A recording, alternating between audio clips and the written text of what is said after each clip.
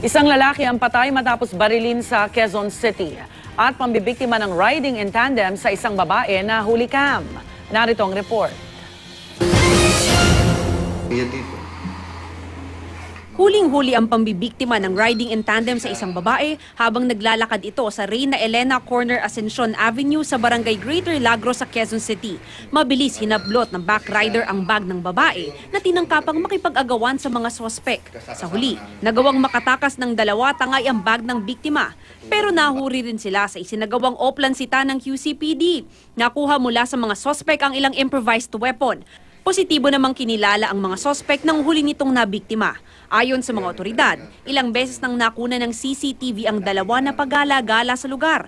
Nakakulong ang mga sospek sa QCPD Station 5. Dead on the spot naman ang isang lalaki matapos barilin sa Quirino Highway sa Lagro.